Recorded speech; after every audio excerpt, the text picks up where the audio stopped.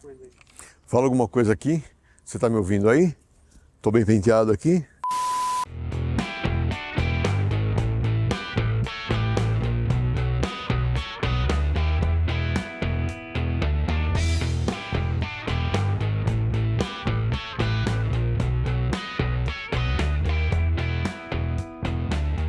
Olá pessoal, eu sou Gerson Bonini, editor de testes do Auto Entusiastas.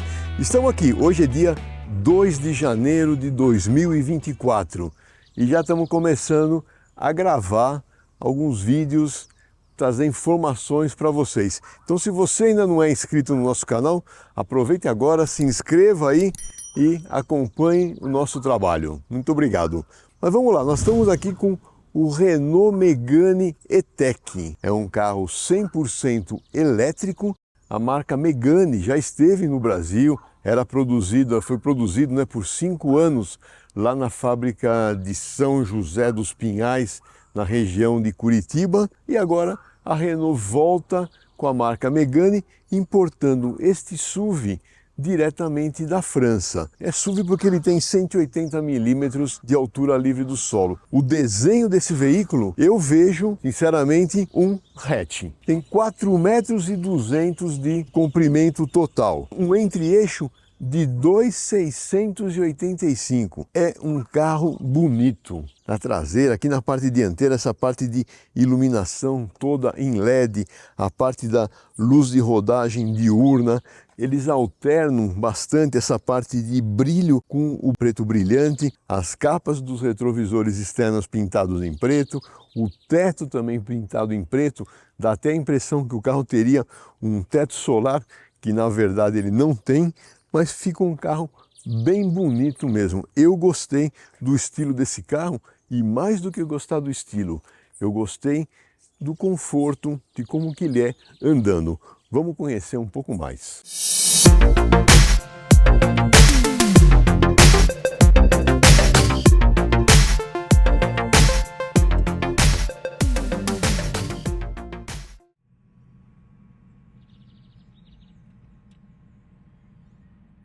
A maçaneta fica embutida aqui na porta dianteira. Na porta traseira, a maçaneta está na parte superior, detalhes cromados com preto brilhante. E falando de preço desse veículo, está meio difícil dizer qual que é o preço. Ele foi lançado por R$ 279.990, até foi o Bob Sharp que foi no lançamento desse veículo e fez a primeira matéria desse carro. Hoje, vamos falar assim, no final do ano, eu cheguei a ver anúncios de 234 mil desse veículo aqui, mas agora, começando janeiro de 2024, a gente não sabe exatamente qual que é o preço, porque a volta da taxação do imposto de importação, certo que é uma volta gradual, mas vai fazer com que os preços dos carros elétricos, principalmente os carros importados, vá subir um pouco. Então nós vamos ter que aguardar e ver como cada fabricante vai trabalhar nessa taxa de importação. Aqui na parte traseira também, você vê aqui, olha só, eu tenho 1,81 m de altura, olha a altura desse carro, dá para chamar isso aqui de SUV? Isso aqui é um hatch. Tem um desenho bem bonito dessa traseira, essa iluminação toda, dando continuidade aqui pela tampa traseira, é outro detalhe bem bacana e novamente, alternando o preto brilhante com a cor do carro.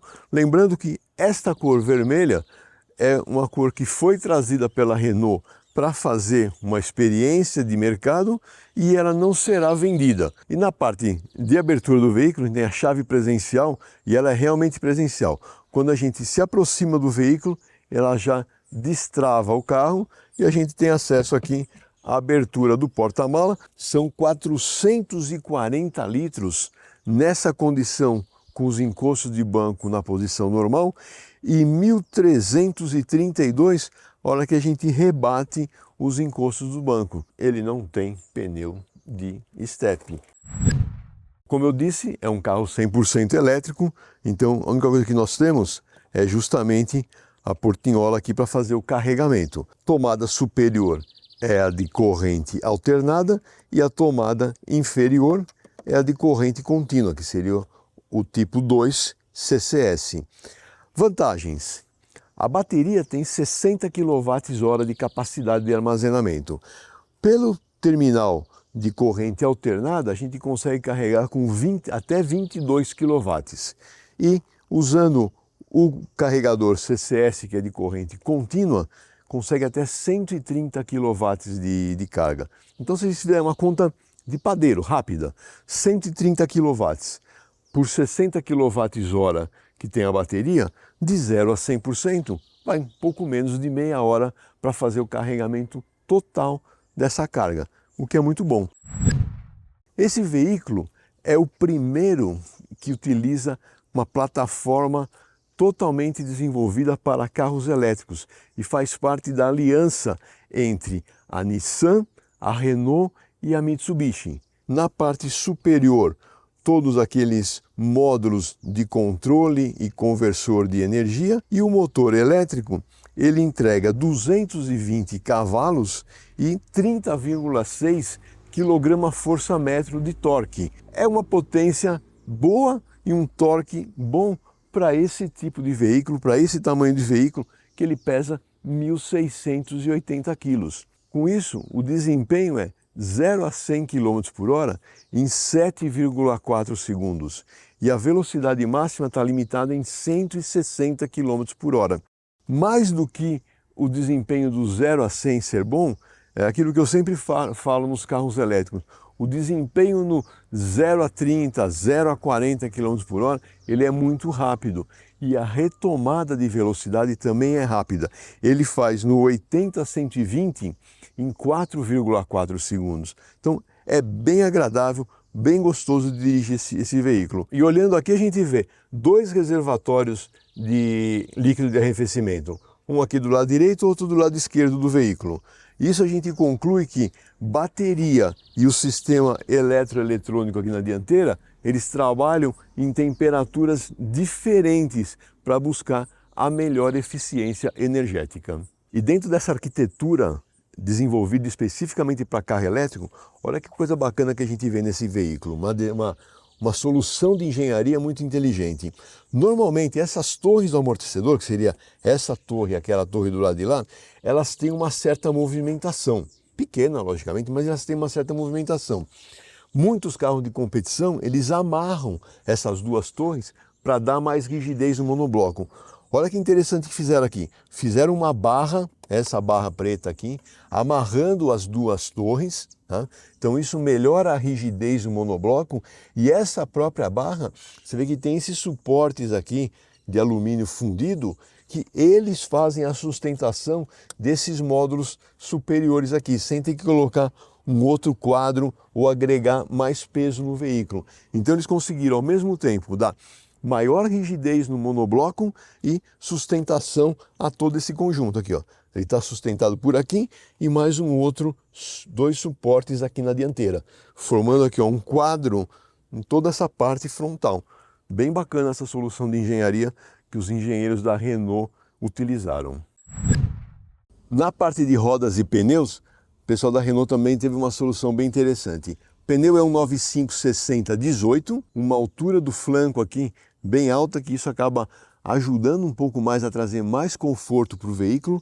A gente já vê aqui na traseira freio a disco ventilado, com pinça deslizante, e o mesmo acontece na dianteira, freio a disco ventilado. Fazendo aquela avaliação agora da parte traseira, a gente vê a maçaneta, como eu falei aqui nessa parte superior de abertura. As vedações, tem essa vedação externa para ruído de vento que deixa o carro muito silencioso. A vedação da porta está aqui pelo lado exterior, que ela veda aqui, né? Então deixa essa parte limpa e a borracha principal na parte interna. Você vê que aqui tem um detalhe, essa parte inferior ela acaba ficando suja, então pode sujar uma barra de saia, uma barra de calça aqui. Mas eu tenho 1,81 m de altura, o banco dianteiro está regulado para minha posição de dirigir, e a gente vê, né, sentando aqui, o espaço para os joelhos, as pernas aqui, ele é bom. O que ficou faltando? O melhor apoio para a coxa. Por quê? O assoalho ele é um pouco mais levantado, justamente porque a bateria fica por baixo do veículo. Então isso faz com que a perna fique mais solta aqui nessa parte superior. E os pés também, a acomodação por baixo do banco, fica também com um pouco limitado, principalmente para um pé do meu tamanho, que é 44, né? Ajustando aqui o apoio de cabeça, então a gente tem posição sentado aqui, boa visibilidade, nós estamos numa altura boa, vê que ainda sobra um pequeno espaço bom para a cabeça em relação ao teto, ou seja, esse teto um pouco mais rebaixado na parte traseira não prejudica essa parte de conforto para quem está na parte traseira. O que prejudica no conforto, no meu modo de ver, é a falta de um descansa-braço central, porém tem a vantagem que o assoalho é plano, então o terceiro passageiro aqui se acomoda muito melhor, tem saídas de ar climatizado para a traseira, duas portas USB do tipo C, assento infantil, olha que interessante, engate Isofix aqui na traseira, são duas posições, e tem um engate Isofix também no banco dianteiro, logicamente desabilitando a ação do airbag do lado do passageiro. São 3 alças de teto nas 3 posições, luzes de leitura em LED nas 4 posições, então, ou seja, toda a iluminação desse carro, dianteira, lanternas e interna, é feita em LED. Muito bacana. E a parte de revestimento do banco, ele faz um misto entre tecido e esse outro tecido que imita couro. A parte de tecido, ele é fonoabsorvente, deixa o interior do veículo mais silencioso. E com esses contrastes, deixa o interior também bonito. Bom, primeira coisa que eu gosto é quando o fabricante ele tem a chave presencial e ele tem dentro do carro um local para colocar essa chave. Se você não quer deixar ela na bolsa ou no bolso, tem um local próprio para isso. Bem bacana o visual desse carro, quadro de instrumentos aqui ligado com a central multimídia, praticamente formando um plano só, na mesma altura, na mesma distância. Essa parte de ventilação é toda comandada por aqui. Posição para o celular com carregador por indução, o espelhamento do Apple CarPlay é sem fio. Esse console central ele é baixo, mas ele tem uma série de recursos. Por exemplo, essa parte aqui você pode movimentar e trazer esse porta-garrafa um pouco mais para trás. O volante, a gente tem regulagem de altura e de distância multifuncional, controle de cruzeiro, que é do tipo adaptativo, está aqui do lado esquerdo, com uma vantagem bem bacana. Esse botão adicional aqui, ele tem um sistema de leitura de placas, né, de velocidade. Então, na hora que você aciona esse sistema aqui, ele lê a placa e automaticamente ajusta o controle de velocidade de cruzeiro para o limite da rodovia. Lógico, isso é muito bacana em países desenvolvidos, o que não deixa esse monte de sucata de placa que fica pelas nossas estradas. Até nesse último domingo aqui, último domingo do ano, né? O Bob Sharp fez uma matéria falando sobre placas mesmo, sinalizações e mudanças que são feitas. Mas isso aqui, se fosse um negócio um pouquinho mais organizado, seria muito bacana, porque mudou a velocidade, ele reduz ou aumenta a velocidade ajustada. Ponto muito positivo.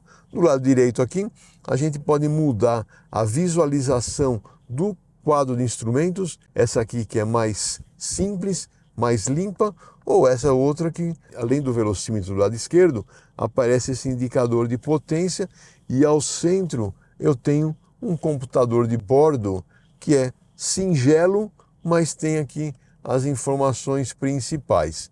E uma coisa que me chama a atenção, esse indicador aqui de potência, né, de consumo elétrico, ele está me indicando nessas 3, quase 4 semanas que eu estou andando com esse carro, um consumo acumulado de 16 kWh por 100 km.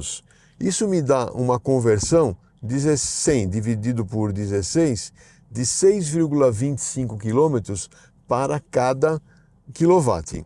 Se eu pegar o valor de quilowatt de 0,82 centavos, que é o custo aqui na minha residência, dividir por 6,25, eu chego ao resultado de 13 centavos por quilômetro rodado desse veículo. Considerando que na minha casa ainda tem a vantagem do carregador e tem a vantagem das placas fotovoltaicas, esse resultado é muito mais baixo do que isso. Então isso está sendo muito agradável para mim, porque eu estou andando com esse carro, esses 2.000 e tantos quilômetros, não tive que parar nenhuma vez em nenhum posto de combustível, não tive que botar a mão no bolso, na carteira, nada. Talvez a minha conta de luz no final do mês dê uma pequena diferença, mas não se compara em termos de quilômetro rodado com um carro flex, né? Bom, fora isso, aqui nesse lado direito tem os comandos de telefonia, e a coisa que bagunça um pouco a nossa cabeça é quando você entra nesse carro e você tem aqui no lado direito essas 3 alavancas, né? Então, como a gente vê, o console central ficou vazio, mas a alavanca de câmbio ela está aqui. Então as funções PRND, o parking aqui, elas são operadas por essa alavanca que fica fácil de operar também. Aqui o tradicional limpador de para-brisa, e essa adicional é do sistema de som. Então, para ajustar volume, mudar estações e tudo mais.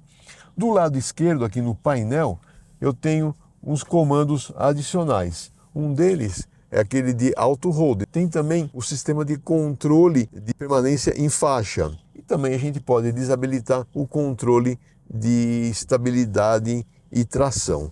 Bom, e o mais legal de tudo nesse carro está aqui atrás do volante. São 2 borboletas. No lado direito, você diminui a regeneração de energia. E no lado esquerdo, você aumenta a regeneração de energia, que acaba sendo indicado por esse sinalzinho aqui. Quando eu estou na regeneração máxima, é praticamente como dirigir com um pedal apenas. Eu tiro o pé do acelerador, o carro já dá uma freada. Ele vai diminuindo a velocidade, acende as luzes de freio. Você dirige muito mais fácil com esse um pedal só. E esse outro botão, eu altero as formas de condução. Eu tenho o modo Eco, o modo Sport e o modo Conforto, além do modo personalizado que você pode ajustar o que você mais quer. As principais mudanças são, obviamente, a resposta do pedal do acelerador, ele fica um pouco mais pronto, e a parte de curva de esforço do sistema de direção que tem assistência elétrica. Então é bem bacana que você faz essas mudanças, e você pode também, através da central multimídia, fazer diretamente ajustes por aqui. E outro bacana de a gente ver é justamente aqui o modo elétrico, aqui carga e climatização, bateria. E olha que bacana, eu estou com 90% de bateria. A recomendação da Renault é que no uso diário você recarregue o carro até 80% e deixe para recarregar a 100% quando você vai ter que fazer uma viagem mais longa, porque aqui entre 80% e 100% a carga é mais lenta. Então, se você quer agilidade, carrega até 80% e vai trabalhar, e depois você volta para carregar até 80% e deixa o 100% para uma viagem mais longa. Bom, já falei bastante. Vamos lá para o posto, levantar o carro e dar aquela olhada por baixo do veículo.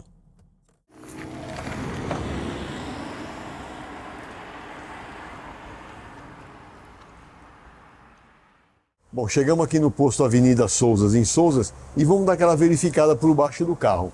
Bom, primeira coisa, aquilo, a gente já vê aqui, ó, a parte frontal não tem raspado, não tem nada, aquele ângulo de ataque bom facilita para o carro, né? Aqui um defletor para quebrar um pouco o ar, tirar o ar sujo dessa região. O ar escoa livremente por aqui. A parte inferior do carro é toda plana, tá? Com isso melhora bastante a aerodinâmica. Esse carro tem um CX, que é o coeficiente de arrasto aerodinâmico, de 0,29. Muito bom também, né?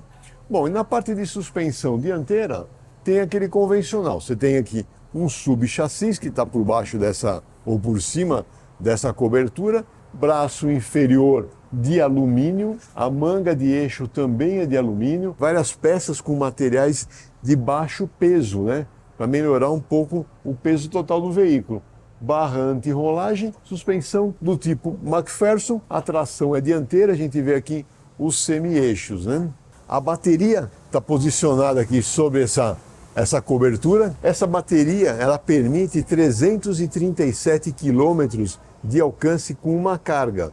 Isso dentro do ciclo do Inmetro, que já dá um desconto de 30%. Na vida real, isso pode chegar 350 até uns 370 se for em velocidades mais baixas. E na parte da suspensão traseira, sistema de multibraços, né, com a parte de amortecedor e mola do tipo McPherson também na traseira. Então você tem esses dois braços inferior, este braço longitudinal, a barra anti-rolagem, um subchassis que ancora tudo isso, a manga de eixo traseira também em alumínio, um sistema bem bacana e bem moderno, essa parte de suspensão traseira, continuando aqui a parte de saída de ar totalmente livre. Vamos lá para a pista agora, para a estrada, fazer a verificação dinâmica. Chegamos de volta aqui em Joaquim Egídio, vamos fazer agora a nossa avaliação. Primeira parte do paralelepípedo, aquilo que eu falei, o pneu tem um flanco mais alto, mas acaba trazendo um pouquinho de aspereza. Não é aquela aspereza fina, irritante, mas você percebe um pouco mais a rolagem dos pneus aqui nesse paralelepípedo, né?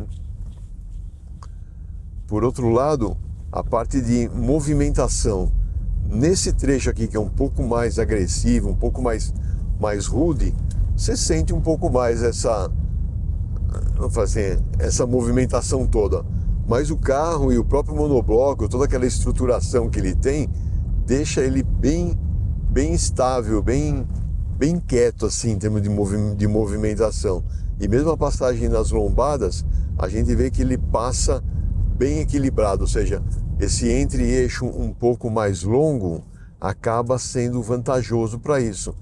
Tanto que eles veem que as rodas estão bem na ponta da carroceria, então o ângulo de ataque, ângulo de saída é bom, ou seja, não faz com que o carro embique e pegue a frente na saída de lombada, então ele trabalha muito bem. E a hora que a gente entra nesse piso mais liso, com alguns remendos aqui, a gente percebe que o carro ele passa muito bem. A absorção de impacto, desses impactos menores, né, que seriam dos remendos de asfalto, é muito bem absorvida pelo pneu e pela suspensão. Eu só acho que a suspensão ela poderia ter um pouquinho mais de curso, tanto de extensão quanto de compressão, para não dar tanto batente de compressão e batente de extensão na hora que você passa em ondulações, que acaba acontecendo, né? Tá andando o batente e você sente, né, como se fosse uma queda de roda. Na verdade é a queda de roda, né? Mas ele entra o batente mesmo das duas suspensões, dos dois lados. Então isso que acho que poderia ser um pouquinho melhor trabalhado para o uso aqui em situações como a nossa, né? Em termos de direção, aquilo que eu falei, são 3 curvas de ajuste. Eu tenho deixado aqui no ajuste médio, que deixa o carro bem confortável. A sensação de direção, sensação de centragem é muito boa. Então você dirige com bastante tranquilidade, o carro anda muito reto, é bem agradável de dirigir nessa condição. E ele tem uma resposta de direção bem rápida, ou seja, ele responde bem, ele aponta fácil nas curvas e sem dar muita rolagem lateral da carroceria.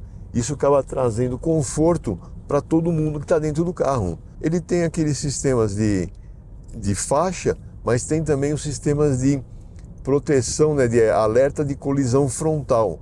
Então, se tem algum obstáculo à frente ou um outro carro à frente, ele acaba detectando e faz a frenagem de emergência para mitigar um pouco os danos. A mesma coisa acontece com os retrovisores externos. Ele tem os pontos cegos e acaba indicando. Se você mesmo assim for fazer uma manobra que você vai acabar puxando o carro para cima de um outro veículo, ele acaba corrigindo a direção, deixa a direção mais dura, né, para evitar que você faça essa burrada, né? Então é bem legal esses sistemas que não evitam totalmente os acidentes, mas eles mitigam, né, ou reduzem qualquer possibilidade de dano ou reduzem a gravidade dos danos. Tornando aqui no modo Comfort, a gente percebe, né, a resposta do pedal do acelerador. Deixei aqui com a menor regeneração possível, que seria a maior resposta do acelerador. Então a gente vê que a aceleração ela é muito bem pronta, né? Você cutucou aqui no pedal do acelerador, ele já levanta o bico e vai embora. São 30 quilos de torque direto aí, praticamente instantâneo, né? Então isso deixa a direção bem agradável. E a hora que a gente coloca aquele modo, né, pelas borboletas, aumentando aqui a regeneração, a gente já sente aqui, ó, a aceleração fica mais mansa, e a hora que você tira o pé do acelerador, ele já vai freando bastante o veículo. Dos carros elétricos que eu já dirigi, e não foram poucos, não, vocês sabem disso, esse hoje é o Megane, o Renault Megane, para mim é o mais completo, o mais agradável nesse conjunto todo de condução. E do mesmo jeito que a gente tem a regeneração de energia, que pode ser feita pelo próprio pedal do acelerador, alterando aqui pelas borboletas, o pedal de freio faz a mesma função, né? A hora que você encosta o pé no pedal de freio, ele faz a regeneração de energia até um certo ponto, né? A partir disso, entra os freios de serviço, aplicando nos discos dianteiro e traseiro. Então também a parte de frenagem é muito eficiente e muito segura. Você cutucou no freio, você tem uma boa desaceleração. O que me incomodou um pouco nos primeiros dias que eu dirigi esse veículo foi a modulação do pedal de freio. Ele acaba sendo muito elástico, parece, quando eu digo elástico, é elástico mesmo. Imagine você pisando no pedal como se estivesse esticando um elástico, né? Aquele elástico de dinheiro, assim. Então você não sente muito uma progressão de esforço, mas é questão de costume para você chegar numa condição boa de modulação. E a hora que a gente vai chegando nesse trecho de curvas aqui da Estrada das Cabras, eu gosto de comentar aqui a parte de estabilidade, né? Então, além de ter uma resposta de direção rápida, é muito precisa, e a estabilidade geral do veículo é bem agradável. Você não percebe ele com uma tendência a escapar de frente ou de traseira. Ele se mostra bastante neutro. Precisaria talvez andar num autódromo para ver realmente para onde que ele vai, mas em termos de segurança, você entrou mais rápido numa curva desconhecida, aquela tiradinha de pé básica e o carro está na mão. E a hora que a gente pega esse outro trecho aqui do asfalto novo, mais liso, a gente vê o que? O ruído de rodagem, né? Você vai rodando aqui, você praticamente não escuta nenhuma frequência distoante. O carro ele é super silencioso. Como eu disse, já rodei bastante nesse mês com o veículo, férias, final de ano e tudo mais. Viajei. É um carro muito agradável nesse aspecto. Com relação a essa parte de ruído de rodagem, eu já fiz a medição também a 60, 80, 100 e 120 por hora, para mostrar que realmente as faixas de ruído são bem, vamos falar assim, baixas mesmo, né? Eu nem vou fazer aquela aceleração aqui na Estrada das Cabras, porque realmente não vai mostrar nada. Essas informações de nível de ruído, a ficha técnica e mais detalhes do veículo, a lista de conteúdo completa, vai estar tudo no site, na matéria publicada. Outro ponto que eu gostei bastante nesse veículo é o conforto na parte de bancos, né? Banco dianteiro aqui com regulagem de altura, certo que é tudo ajustes manuais, eles apoiam bem o corpo, a visibilidade 360 graus aqui também é outro ponto a destacar, e um destaque, além da câmera de ré que tem ao acionar a ré, aparece aqui na tela central aqui do multimídia, tem os sensores, né, dianteiros e traseiros de proximidade. E olha que interessante, o espelho retrovisor ele não é eletrocrômico, mas a hora que você aciona aqui, ele entra uma câmera. Então, com isso, você elimina as interferências, né, dos encostos de cabeça ou das cabeças dos ocupantes aqui atrás. À noite também ele funciona muito bem. O único senão que eu tenho é que essa imagem aqui ela acaba aproximando demais da realidade, né? Mas é até bom aproximar, pelo menos você não tem... Quando você vê alguém que está muito perto aqui, ele não está tão perto assim. Então tem um lado segurança nesse aspecto, né? Esse Renault Megane, como eu já falei agora há pouco, dentre os carros elétricos que tem disponíveis no mercado brasileiro hoje, é um dos carros mais equilibrados em termos de custo e benefício. Lógico, a parte de custo nós temos que saber o que vai acontecer agora com esse imposto de importação, aonde que vão se posicionar os preços desse veículo e do resto dos competidores, mas está dentro de um pacote bem agradável e é um carro bem agradável de dirigir com todos esses recursos que ele tem. Eu gostei bastante, espero que vocês tenham gostado também desse rápido vídeo aqui, dessa avaliação completa que nós fizemos do carro. Obrigado pela sua audiência, não deixe de nos seguir nas redes sociais e até a próxima.